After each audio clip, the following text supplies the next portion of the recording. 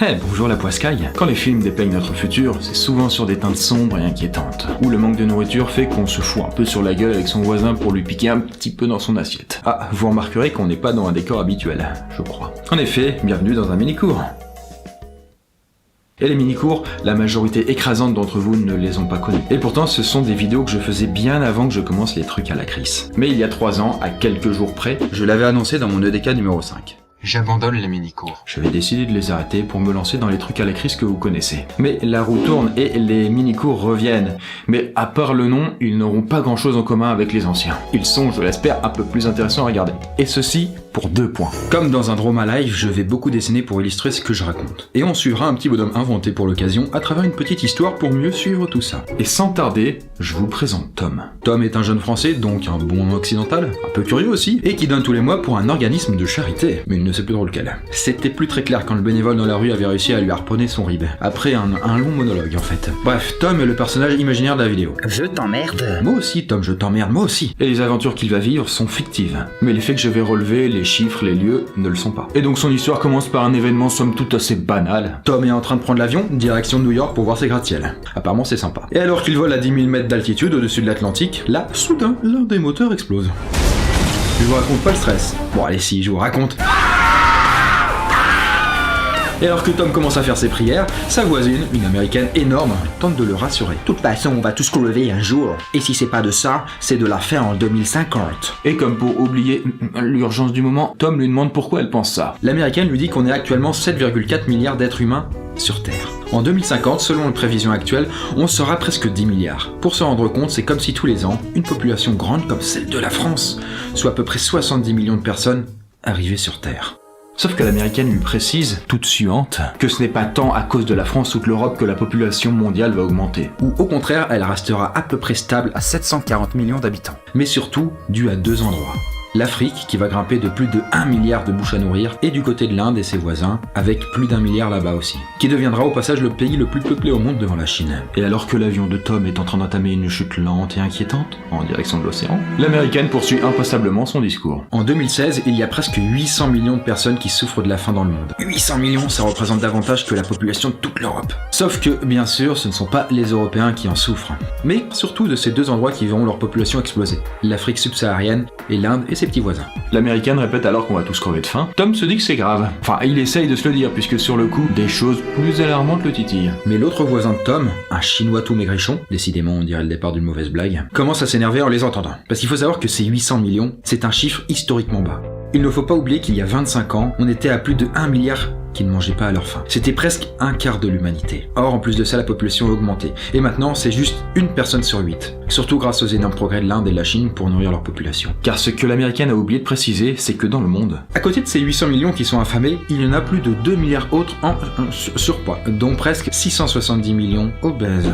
Et là, comme par hasard, ce sont les Américains et les Européens qui sont concernés. Par exemple, rien qu'en 2030, presque 9 Irlandais sur 10 seront en surpoids, dont la moitié obèse. C'est une vraie épidémie. Le Chinois lance des regards venimeux à l'Américaine et à ses bourrelets, qui tentent en représailles de lui attraper le cou pour l'étrangler. Mais Tom les maintient à distance. Je vous laisse apprécier l'ambiance. Au bout d'un moment incertain, le pilote finit enfin par stabiliser l'avion. Malgré son moteur en moins, il a réussi à faire le trajet à peu près correctement et atterrir d'urgence à l'aéroport de New York. Là, enfin à l'air libre, pour mieux digérer le trauma qu'il a vécu, Tom décide alors d'aller se restaurer dans le temple de la nourriture saine et du bien-être, le McDonald's. Voilà, rayer les mentions inutiles. Tiens, ça aussi tu peux rayer. Voilà. Et alors qu'il mâche mécaniquement son hamburger avec son steak bourré d'hormones de croissance, cette histoire de pénurie de nourriture l'inquiète un peu. Il décide donc de se documenter sur son smartphone. En France, par exemple, il découvre qu'en 1950, pour 1 hectare de champ de blé, on produisait 1,5 tonnes. Aujourd'hui, pour la même surface, on produit presque 5 fois plus. Tom est donc un peu rassuré. Et ça grâce au fait que les agriculteurs occidentaux sont maintenant en pointe de la technologie. Utilisation de semences plus performantes, machines agricoles, utilisation de drones ou de satellites pour avoir la météo ou des informations sur leur culture, mais aussi des moyens plus controversés, comme les engrais chimiques, les pesticides et les OGM. Mais dont les cultures pour ces derniers sont toutefois très peu présentes en Europe et interdites en France. Contrairement aux États-Unis, comme le steak que Tom est en train d'avaler peut en témoigner.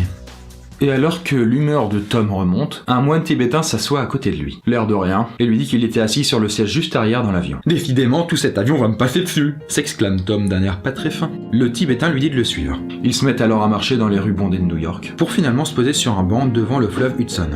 Par exemple, un Européen boit à peu près 1 litre d'eau et demi par jour. Mais sa nourriture quotidienne, elle, aura nécessité 4 tonnes d'eau pour être produite. 4 tonnes, ça fait beaucoup. Ah, stupide français! Le Tibétain reprend son calme et explique que 4 tonnes d'eau, c'est comme si vous preniez 25 bains par jour. C'est en quelque sorte l'eau nécessaire pour faire pousser sa nourriture, quelle qu'elle soit. Le Tibétain sort alors un gros biscuit de sa poche, il en coupe une petite moitié, propose à Tom s'il en veut, et au moment de lui tendre, il la fait tomber négligemment à l'eau. Le Tibétain lui apprend que cette portion de nourriture, c'est grosso modo ce qui est gaspillé dans le monde. Autrement dit, il est estimé autour des 1/3 de la production mondiale de nourriture qui serait jetée sans avoir été consommée. Le Tibétain secoue Tom comme si c'était sa faute que son morceau de biscuit est tombé à l'eau. 1/3. On pourrait nourrir des milliards d'humains supplémentaires en réduisant ce gaspillage. Sur ces mots, le Tibétain invite Tom à s'approcher des bords du quai. Là, il lui dit de regarder les reflets de l'eau et que l'avenir va venir à lui. Tom, très consciencieux et un petit peu stupide quand même, faut le dire, se prête au jeu. Le Tibétain le pousse alors sournoisement dans l'eau. Le courant emporte ce pauvre Tom, le faisant tournoyer comme une bourrique.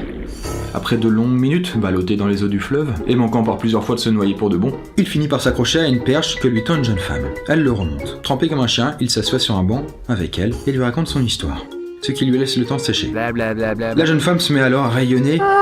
Elle l'emmène dans la banlieue ouest de New York, dans des endroits pas super fréquentables. Il bifurque entre des ruelles sombres et étroites et s'arrête devant un bâtiment en briques rouges.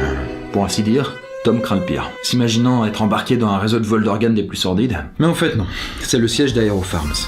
Oui, tout à fait. Spécialisé, comme parmi tant d'autres, dans la culture hors sol. La jeune femme fait rentrer Tom, et après avoir enfilé une parfaite tenue de cosmonaute antibactérienne, il s'engouffre dans les chambres de culture. Les pièces sont sans fenêtres, juste éclairées par des LED. Tom voit des rangées entières de salades et d'autres légumes qui poussent dans des bacs suspendus sous une étrange lumière rose. Il n'y a ni terre ni soleil.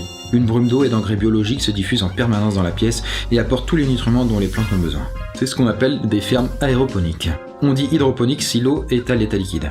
Néanmoins, la plupart des fermes de ce type utilisent quand même le soleil à la place des LED. C'est plus économe en énergie. Ici, on n'a pas besoin d'avoir recours aux engrais chimiques ni pesticides. Et les besoins en eau sont infimes par rapport à l'agriculture plus conventionnelle. Cette entreprise utilise par exemple 20 fois moins d'eau pour faire pousser ses salades et ils ont une productivité 75 fois supérieure. Après, même si cette méthode peut sembler idyllique, faut quand même pas oublier qu'il est extrêmement coûteux de créer ce type de ferme aéroponique. Pour nourrir toute la population avec ça, c'est plutôt mal barré. Donc, les cultures dans les champs ont encore de beaux jours devant elles. La jeune femme fait goûter à Tom l'un de ses choux. Avez-vous planté des choux?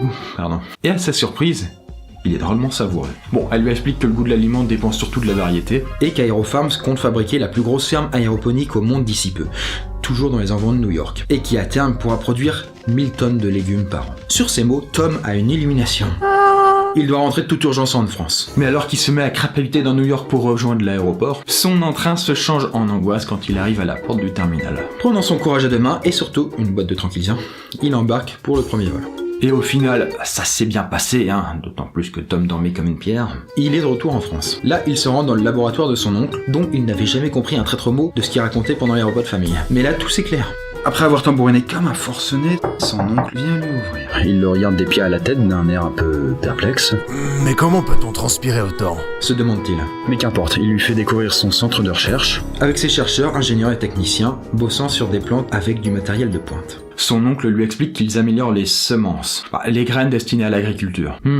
C'est un peu vague. Tom lui demande alors un peu inquiet. Vous bossez sur les OGM? Non, on ne fait que créer de nouvelles variétés comme le fait l'homme depuis l'aube des temps. Ça devient juste plus technologique, on ne fait qu'accélérer et orienter le travail que fait déjà la nature. Par exemple, avant les haricots verts avaient des fils. Assez désagréable en bouche. Maintenant, on a des haricots verts sans fil, simplement en sélectionnant génération après génération les haricots qui n'en avaient pas. Pareil, avec cette sélection, on a retiré peu à peu l'amertume des endives, ou encore on a fait en sorte que les melons soient toujours sucrés et tendres. C'est ce qu'on appelle le métier de créateur de variétés. Tu savais que tous les ans, rien qu'en France, les semenciers comme nous créent près de 500 nouvelles variétés de plantes, et comme moi, nous sommes 300 entreprises semencières françaises. C'est un aspect très méconnu du métier de l'agriculteur. Les semenciers créent de nouvelles semences, puis les agriculteurs multiplicateurs, oui c'est un peu long, se chargent de produire les semences en quantité suffisante, qui finiront ensuite entre les mains d'agriculteurs et de particuliers. Soit par exemple vous et moi si vous avez un potager dans votre jardin. En effet, en regardant autour de lui, Tom est plutôt loin du cliché du champ en race campagne, avec ses bottes pleines de terre. Là, on était dans un labo, au plus près de la high-tech. En quoi ces variétés sont meilleures? Je me le demande. Eh bien parce que suivant l'espèce, on les rend plus résistantes aux maladies, ou meilleures en goût, ou moins sensibles à la chaleur, et donc nécessitant moins d'eau pour pousser. Son oncle l'emmène dans une serre où des agronomes cultivent une nouvelle génération de maïs, résistant mieux à la chaleur, et donc demandant moins d'eau à produire. Son oncle se sert justement d'un cornet de popcorn. Tu vois mon neveu, on peut penser que l'agriculture, c'est le Moyen-Âge et qu'on n'évolue pas. Pourtant, aussi étonnant que ça puisse paraître, c'est l'un des secteurs qui investit le plus dans la recherche et le développement. Autrement dit, trouver de nouvelles choses, innover, se renouveler. La plupart des grosses boîtes françaises investissent moins de 2% de leurs revenus dans la recherche et le développement. Apple est à 2,2%. L'automobile et l'aéronautique en général 4%, l'électronique 9% et les semenciers 13%. Google est juste au-dessus avec 13,6%. L'industrie pharmaceutique est elle à 14%. Et encore au-dessus, on a l'industrie militaire. Vous savez, quand il s'agit de trouver des moyens toujours plus perfectionnés pour tuer, on n'est pas les derniers.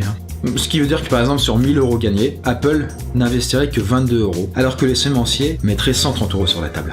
Top vient shipper quelques popcorn en partant et il va méditer de tout ça en rentrant chez lui. Sur la route, en conclusion, et c'est aussi la nôtre, on peut voir que résoudre les problèmes de la nourriture dans le futur ne sont pas simples. Les menaces sont bien réelles et préoccupantes, comme les guerres de l'eau à venir, celles du pétrole ou le réchauffement climatique. Mais il existe une multitude de solutions qui parfois mériteraient d'être dépoussiérées un peu pour être davantage visibles.